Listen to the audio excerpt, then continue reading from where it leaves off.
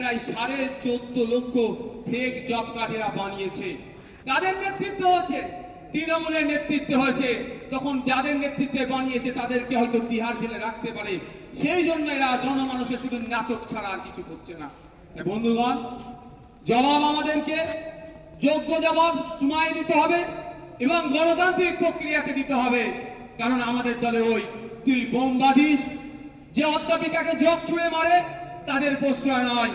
আমাদের দল ছোট হতে পারে, আমাদের দলের কর্মী সমর্থকদের প্রতি এই ভরসা আমাদের আস্থা আছে যে আমরা গণতন্ত্রকে মান্যতা দিই, গণতান্ত্রিক প্রক্রিয়াতে এর যোগ্য জবাব আগামী দিনে দেব আমরা। আজকে বড় বড় কথা বলছেন মাননীয়, তিনি ভালো করে জানেন কোন সময় পর্যন্ত গিয়ে চা বাগানে চা পাতা তুলতে হয়, তারপরে গেলে একটা নির্দিষ্ট টাইমের পরে গেলে চা পাতা তুললে সেখানে আইনত অপরাধ হয়ে যাবে বা রীতির বাইরে হয়ে যাবে। দুটো পাতা একটা কুড়ি তুলতে হয়, তিনি এটা ভালো করে জানেন।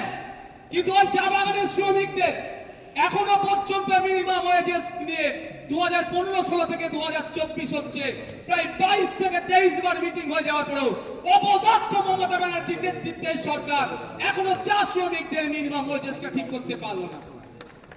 কি সরকার চলছে? এটা সার্কাস চলছে। আমি মাননীয় লেবার ডিপার্টমেন্টের মিনিস্টারকে প্রশ্ন করেছিলাম, আমাদের রাজ্য থেকে ভিন্ন রাজ্যে কাজে গিয়েছে এই ধরনের শ্রমিকের সংখ্যা কত? মাননীয় মন্ত্রী বলেছিলেন আমার এখন জানা নাই, আমাকে লিখিত উত্তর দেবে। কিন্তু দুঃখের বিষয়, বছর পার হয়ে যাচ্ছে, নতুন বছরে পদার্পণ করলাম, এখনো পর্যন্ত কোনো লিখিত উত্তর পেলাম না। আমার তো মনে হয় এই ডেটাটুকু পর্যন্ত মমতা ব্যানার্জির শাসনামলে অপদার্থ মন্ত্রীর কাছে হয়তো নাই, এরা দপ্তর চালাচ্ছে। এই প্রশ্নগুলো যখন করি, যখন উত্তর দিতে পারে না, যখন বিধানসভার মধ্যে মুখ চাওয়াচাই করে আইএসএফ তথা সংযুক্ত মোর্চার একটা বিধায়ক যখন কৃষি মন্ত্রীকে প্রশ্ন করে, আপনারা তো বলছেন কৃষকের 3 গুণ আয় বেড়েছে, কিন্তু আজকের ডেটে পশ্চিম বাংলার একটা কৃষক পরিবার পিছু মাসিক গড় আয় কত, সে উত্তর দিতে পারছেন না, একে অপরের মুখ চাওয়াচাই করছে। বাইরে বেরিয়ে আইএসএফ এর মুখ কিভাবে বন্ধ করা যায় তার জন্য যত প্রচেষ্টা আছে চালিয়ে যাচ্ছে। প্রশ্ন করি আমরা বিধানসভার মধ্যে, আমরা কোনো সেলফি তুলতে যাইনি, কারো ছবি দেখে বিধানসভার মধ্যে যায়নি, কারো অনুপ্রেরণা নিয়ে বিধানসভার মধ্যে যায়নি। ভাঙড়ের মানুষের ভোট পেয়ে তাদের দোয়া আশীর্বাদ নিয়ে বিধানসভার মধ্যে গিয়েছি। আজকে আমাদের রাজ্যে বিধানসভা দেওয়া তথ্য, কৃষিমন্ত্রী দেওয়া তথ্য, 70% মানুষ কৃষি কাজের সাথে যুক্ত। আর প্রায় 1 কোটির উপরে 1 লক্ষ হেক্টর বিঘের কৃষি জমি আছে বলছেন, ঘোষণা করছেন। গতকাল কয়েকদিন আগে বিধানসভা এভিডেন্স ছিল, এক আইএস অফিসার এসেছিলেন, তাকে আমি প্রশ্ন করলাম যে কৃষকদের গড় আয় কত, তারাও মুখ চাওয়াচাই করছে।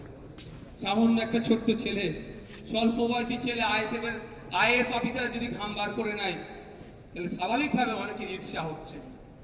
কিন্তু আমি বলি, আমরা কথা বলছি বলে, মানুষের অধিকার নিয়ে কথা বলছি বলে, পরিযায়ী শ্রমিকের কথা বলছি বলে, জল জমি জঙ্গলের অধিকারের, স্বাভাবিক অধিকারের কথা বলছি বলে হাতির হানায় প্রতিনিয়ত দেখছি মানুষ মারা যাচ্ছে।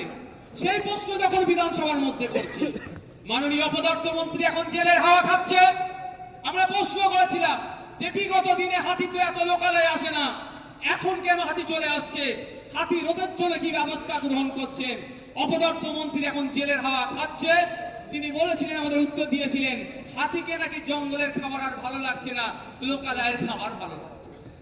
ভাবতে পেরেছেন? কিন্তু একবারের জন্য বললো না, তার দলের দামাল ভাই ভাইপোদের অত্যাচারে জঙ্গল কেটে সাফ করে দিচ্ছে, সেখানে রিসোর্ট বানাচ্ছে, আমোদ প্রমোদের জায়গা করছে, ফলে হাতির খাবার কমে যাওয়ার ফলে লোকালয় আসছে আর গ্রামের সাধারণ মানুষ ক্ষতিগ্রস্ত হচ্ছে, মারা যাচ্ছে। কথা একবারের জন্য বললেন না। মাননীয়া যখন যেটা ইচ্ছে হয়, ঘুম থেকে যেটা ইচ্ছে হয় বলে দেয়, কিন্তু কতটা সায়েন্টিফিক তিনি হয়তো জানেন না। তার পাশে যারা থাকে জানি না তাকে কিভাবে গাইড করে। যদি আমাদের এখানে লক্ষ্মীদাকে সাথে নিত, অন্তত কিছু অন্তত ভালো গাইড করতেন, যে জল জমি জঙ্গলের টিকাটা বুঝিয়ে দিতেন, সেটাও তো নেবে না। কিভাবে নেবে? দলে জয়েন করবে, বুদ্ধি নেওয়ার জন্য নেবে না। তিনি বললেন হাতির হানায় মারা গেলে পরিবার পিছু চাকরি পাবে। আমি প্রশ্ন করেছিলাম নির্দিষ্ট সময় দিয়ে একটা প্রশ্ন করেছিলাম, এই সময়ের মধ্যে কতজন মারা গিয়েছে বিধানসভার মধ্যে আর কতজন সরকারি চাকরি পেয়েছে। কিন্তু দুঃখের বিষয়, মাননীয় ঘোষণা করে দিয়েছেন, কিন্তু চাকরির সংখ্যা, যে সংখ্যায় মারা গিয়েছে সেই সংখ্যা এখনো চাকরি দেয়নি। যখনই বলা হচ্ছে কবে হবে, একটা সুন্দর এরা বাক্য এদের মুখস্থ করে রেখে দিয়েছে যে প্রসেসে আছে, হয়ে যাবে। এটা 2011 সালের পর থেকে এই প্রসেসে আজ হয়ে যাবে, বিভিন্ন বিষয়গুলো দেখছি আজও হয়ে যাচ্ছে। তাই বন্ধুগণ, আমরা মানুষের অধিকার নিয়ে কথা বলি, এই মানুষের অধিকার নিয়ে কথা বলার জন্যই আমাদের প্রতি এত অত্যাচার নেমে আসছে। বিজেপি সারা রাজ্যে সভা সমাবেশ করছে, সেই অর্থে তাদের বিরোধিতা করতে দেখতে পাচ্ছি না। সিপিএম করছে, কংগ্রেস করছে, বিভিন্ন রাজনৈতিক দল করছে, আজকে সিউসিআই করছে, তাই সেই অর্থে কারো বিরোধিতা দেখতে পাচ্ছি না। আর আইএসএফ করলেই যত বিরোধিতা হচ্ছে। তবে একটা জিনিস মাননীয় নিজে এস্টাবলিশ করে দিচ্ছে, এই রাজ্যে মাননীয় যে অপকর্ম, যে তার দলের চুরি দুর্নীতির বিরুদ্ধে সব থেকে বেশি সোচ্চার হচ্ছে যে রাজনৈতিক দল, বিধানসভার মধ্যে বিধানসভার বাইরে, সেটাই হচ্ছে আইএসএফ। আর এসিসিআই, আমার কাছে ডেটা আছে, কলকাতা পুলিশের ম্যারাথন হওয়ার কথা বলেছিল, যে রুটের কথা বলেছে সেখানে আর অ্যাভিনিউর কথা বলা আছে। আবার আমাদেরকে যে রিভিউ বা ডিনাই লেটার দিয়েছে সেখানে উল্লেখ করছে আর অ্যাভিনিউতে এসইউসিআই প্রোগ্রাম করছে। আমরা তো আর অ্যাভিনিউ থেকে অনেকটা ভুগেছিলাম, এর থেকে প্রমাণিত হয়ে যাচ্ছে। বাংলার মানুষকে বলবো, আইএসএফ এর কর্মকাণ্ডকে দেখুন, আগে কান নিয়ে চলে গেছে বলে কাগের দিকে তাকাবার প্রয়োজন নয়। আপনার কানটা দেখুন, এরা সুকৌশলে পাড়াতে পাড়াতে বুঝে বুঝে আইএসএফ এর নামে মিথ্যাচার করছে। যেমন আপনারা সেটা সত্যটা যাচাই করার চেষ্টা করুন। যখন আনিসের বাড়ি ছুটে যাচ্ছি, ওয়াকাফ ব্যাপারটা নিয়ে কথা বলছি, মাদ্রাসায় শূন্য পদের সংখ্যা 10,000-এর বেশি হয়ে যাচ্ছে কেন, এই আওয়াজ যখন তুলছি, ওবিসি সংরক্ষণের কথা যখন বলছি, দেবত্ব সম্পত্তি উদ্ধারের কথা যখন বলছি, রিফিউজি ল্যান্ডের উদ্ধারের কথা যখন বলছি, ফেক এসটিএসসি সার্টিফিকেট কেন ইস্যু করা হচ্ছে, এর বিরোধিতা যখনই আমরা করছি, এক কথায় আর্থসমাজ, মানুষের আর্থসামাজিক মান উন্নয়নের কথা যখন বলছি, তখন আইএসএফ হয়ে যাচ্ছে মুসলমানের দল, তখন আইএসএফ হয়ে যাচ্ছে বিজেপির দালাল, তখন আইএসএফ ভোট কাটতে এসেছে বলে আইএসএফ কে দেখে দেওয়ার চেষ্টা করছে। বন্ধুগণ, মানুষের অধিকার নিয়ে কথা বলছি।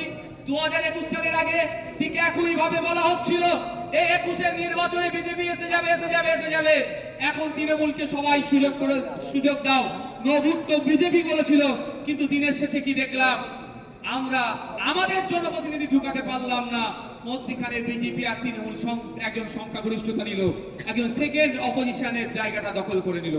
আমরা যদি ওদের কথা শুনে যদি নির্বাচন প্রক্রিয়ার অংশগ্রহণ থেকে বিরত থাকতাম, বিধানসভার মধ্যে ঢুকে এসটিএসসি থেকে শুরু করে সংখ্যালঘু দলিত আদিবাসী উচ্চ বর্ণের এক কথায় মানুষের অধিকারের কথা বলছি, হয়তো সেটাও সে বলার জায়গা থাকতো না। তাই 2024 আসছে, আবার এরা ইস্যু তৈরি করবে, ইলেকশন আসবে, ইস্যু আসবে, কিন্তু আপনাকে আমাকে, আপনার আমার জনপ্রতিনিধি লোকসভার মধ্যে পাঠাতে হবে। কৃষি বিল যখন পাস হয়েছিল, অপদর্থক যাদেরকে ভোট দিয়ে আমরা পাঠিয়েছিলাম, তাদের কি ভূমিকা ছিল, তাদের বিলের বিরুদ্ধে তাদের কি ভূমিকা ছিল, বিভিন্ন বিলগুলোর বিরুদ্ধে তাদের কি ভূমিকা ছিল, সেটা আমরা দেখে নিয়েছি। সুতরাং আগামী দিনে যে সমস্ত জনবিরোধী বিল যদি কেউ আনতে চায়, তাদের বিরোধিতা করার, যদি যে স্ট্রংকে বিরোধিতা করে, তাহলে সেটা সব প্রথম সারিতে আইএসএফ থাকবে এবং বিজেপি তৃণমূল যারা আছে তাদের হাতকে আগামী দিনে শক্ত করবে। পশ্চিম বাংলা থেকে জনগণের জনপ্রতিনিধি তৈরি করে পার্লামেন্টের মধ্যে পাঠান, যে সমস্ত জনপ্রতিনিধি বিলগুলো আসবে তার বিরুদ্ধে যেন স্ট্রং প্রতিবাদ করতে পারে, সেই আশা আপনাদের কাছে রাখবো।